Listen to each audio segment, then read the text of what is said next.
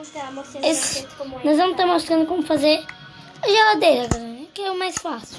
Eu vou fazer a geladeira e Davi depois sai do fogão. Eu tô fazendo a geladeira aqui pra vocês. Qualquer jeito vocês podem fazer.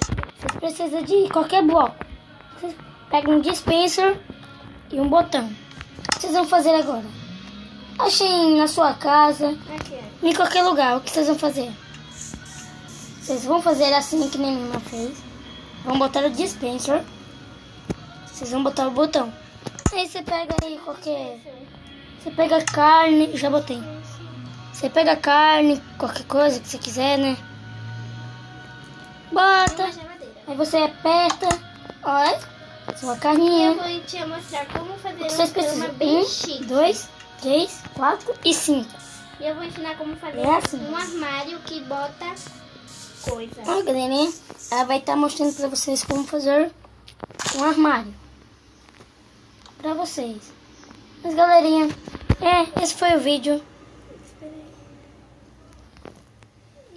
Tá bom, Emília. Galerinha, eu não quero que o vídeo seja tão curto, então eu já vou acabar com o vídeo, tá legal? Tchau. Esse é o armário. Até outro vídeo. Aqui a gente põe.